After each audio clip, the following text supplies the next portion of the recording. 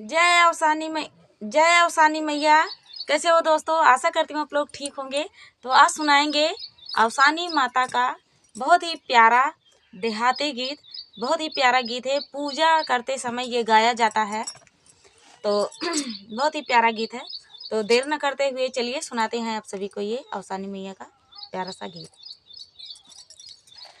कलशवई प मोहि गई मैया अवसानी, कलशवई प मोहि गई मैया अवसानी, कलशवई प मोहि गई मैया अवसानी, कलशवई प मोहि गई मैया अवसानी। मैया के हाथों में लाल लाल चूड़िया, मैया के हाथों में लाल लाल चूड़िया, आंगनवाई माँ छोड़ी गई मैया अवसानी, आंगनवाई माँ छोड़ी गई मैया अवसानी, कलशवई पा मोहि गई मैया अवसानी, कलशवई पा मोहि गई मैया अवसानी, कलशवई पा मोहि गई मैया अवसानी।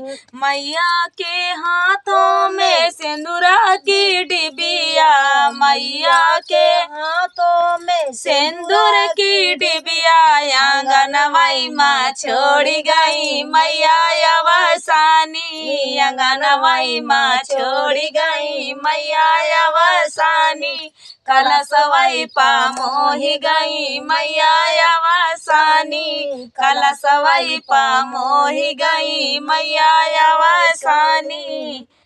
मैया के अंग पे 16 सिंगारवा, मैया के अंग पे 16 सिंगारवा, आंगनवाई माँ छोड़ी गई मैया अवसानी, आंगनवाई माँ छोड़ी गई मैया अवसानी, सुहागिन का दई गई मैया अवसानी, सुहागिन का दई गई मैया अवसानी, कलशवई पा मोहि गई मैया अवसानी, कलशवई पा मोहि गई मैया अवसानी।